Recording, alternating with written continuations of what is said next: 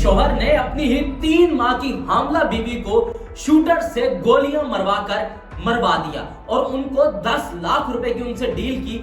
2 लाख रुपए मरवाने से पहले अदा किए और 8 लाख रुपए मरवाने के बाद अदा किए। वाकया कुछ यूं होता है कि मुल्तान के पुराना शुजाबाद रोड पर, जो कि मुल्तान का मसरूफ तरीन शाहराह है, वहां पर है फेरोजा का घर। यानी कि जिस शख्स ने अपनी बीवी को मरवाया उसका नाम था हसीब और बीवी का नाम था फेरोजा, जो कि वुमेन यूनिवर्सिटी के अंदर एक लेक्चरर थी, यानी कि एक टीचर भी थी।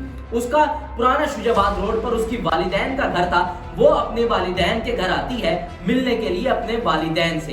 रात के 8:30 बजे वो अपने वालिदैन के घर आती है और उसके बाद अपने माँ बाप के घर बैठ जाती है। और ये 3 महीने की हामला है और इसका एक 5 साल का छोटा बेटा भी है। अपने वालिदैन के घर बैठती है, खाना शाना खाती है, जुम्मे का दिन होता है और उसके बाद जो है खाना खाने के बाद रात को 10:30 बजे उसका शोहर आता है और उसको गाड़ी में बिठाकर जैसे ही लेके जाने लगता है, उनके घर से 2-4 कदम आगे एक स्पीड ब्रेकर है, वहां से गाड़ी गुजारता है। गाड़ी गुजारने के बाद एक शख्स वहां पर पहले से मौजूद होता है। वो गाड़ी को रोकता है। जैसे ही गाड़ी को रोकता है, बीवी की साइड पर ही वो खड़ा हुआ होता है और वहां से वो फौरन से उसको ब्रेस्ट मार देता है। ब्रेस्ट मारने के बाद 4 गोलियां बंदूक के अंदर होती हैं और वो 4 की 4 जो है उस खातून के पेट में मारता है। यानी कि एक साथ 2 कत्ल किए जाते हैं। एक तो बीवी का कत्ल करवाता है और एक अपने 3 माह की जो उसकी बीवी हामला थी, अपने ही बच्चे का कत्ल करवा देता है। और कत्ल करवाने की ये वजह थी क्योंकि ये शख्स जो था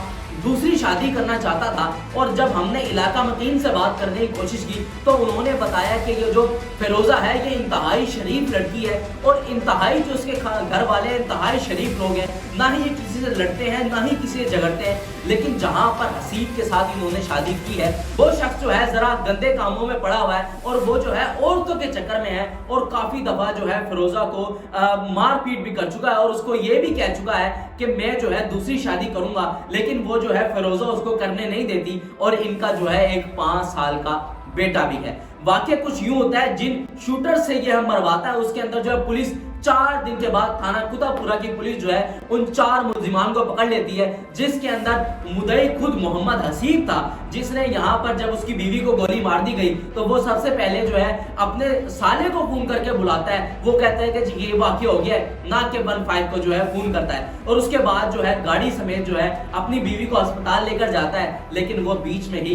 दम तोड़ देती है और वो खुद को जो है ऐसे साबित करता है और उस मामले को जो है स्नैचिंग का दे देते हैं कि जी पर्स खींच रहा था और पर्स ना देने की वजह से जो है वो जो शूटर था वो इसकी बीवी को गोली मार देता है। सीसीटीवी फुटेज सामने आई तो वहां पर हमने उसके भाई से, फेरोजा के भाई से जानने की कोशिश की कि क्या आपका जो है बिनोई भी इसके अंदर मुलविस तो नहीं है। तो उसने कहा जी हमारे बड़े अच्छे ताल्लुकात हैं, मेरा जो बिनोई है वो इंतहाई शरीफ आदमी है, वो ऐसा कर नहीं सकता। जब हमने इलाका मकीन से बात करने की कोशिश की तो उन्होंने यही कहा। पुलिस की कार्रवाई से पहले ही इलाका मकीन ने बता दिया था और हमने अपनी प्रोटेक्शन भी कर दी थी कि शायद जो है इसका शोहर भी इसके अंदर मुलविस है, क्योंकि जब उसने गाड़ी रोकी ना तो उस शूटर ने जो है इनका हाथ रोका, ना ही शूटर ने गाड़ी रुकवाई थी। और अगर शूटर ने कुछ चीज चाहिए होती है तो वो फिर ड्राइविंग साइड पर आता है, वो उसकी बीवी की साइड पर जो है क्यों आया। और जब सीसीटीवी फुटेज के अंदर सामने से देखा गया कि वो जो शख्स था जिसने वहां पर ब्रेस्ट मारकर